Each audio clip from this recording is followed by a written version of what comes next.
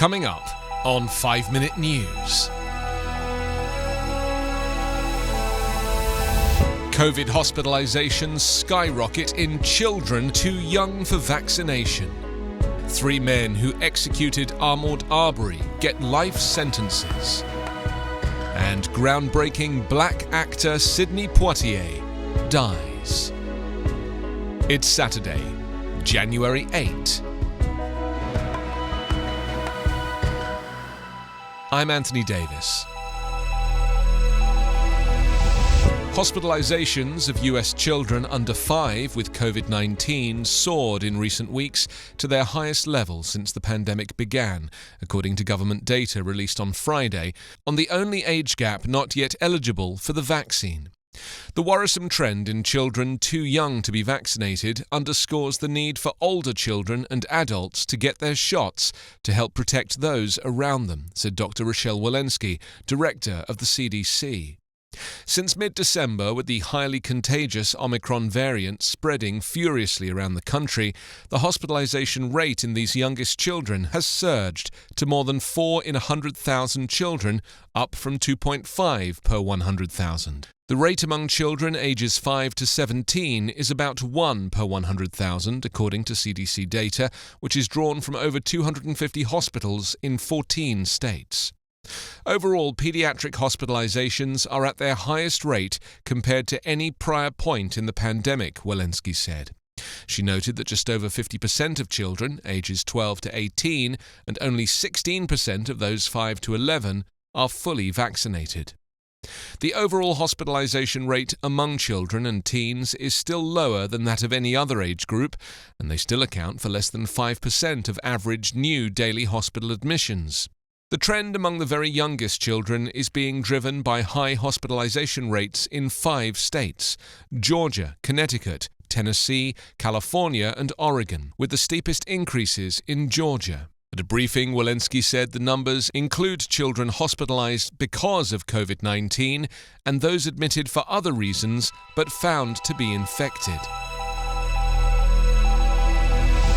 3 white men convicted of murder for lynching Ahmaud Arbery were sentenced to life in prison on Friday, with a judge denying any chance of parole for the father and son who armed themselves and initiated the deadly pursuit of the 25-year-old black man. Superior Court Judge Timothy Walmsley said Arbery left his home for a jog and ended up running for his life for 5 minutes as the men chased him until they finally cornered him.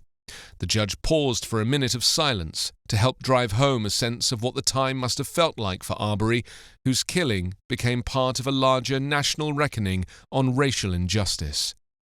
Greg and Travis McMichael grabbed guns and jumped in a pickup truck to chase Arbery after spotting him running in their neighborhood outside the port city of Brunswick on February 23, 2020. Their neighbor, William Bryan, joined the pursuit in his own truck and recorded cell phone video of Travis McMichael firing close-range shotgun blasts into Arbery and executing him in cold blood.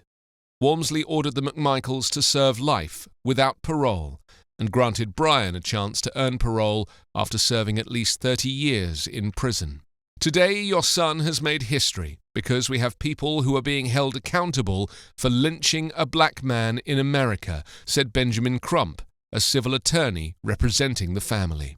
Arbery's sister recalled his humor, describing him as a positive thinker with a big personality.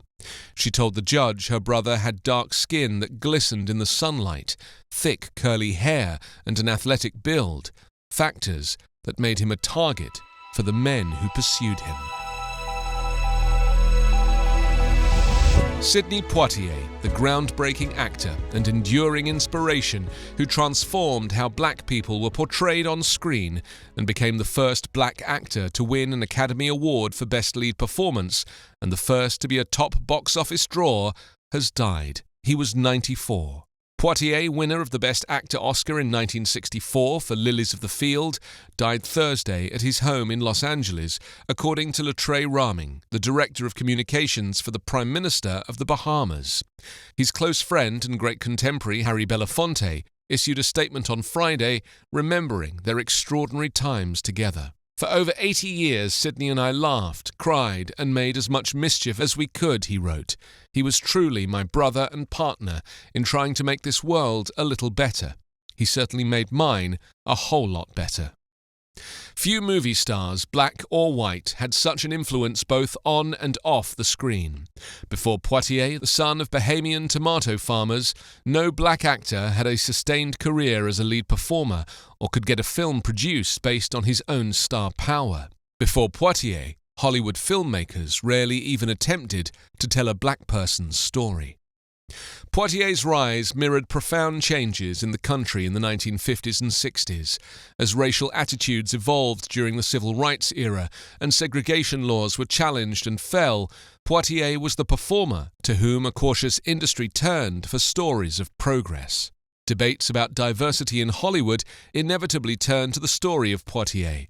With his handsome, flawless face, intense stare and disciplined style, he was, for years, not just the most popular black movie star, but the only one.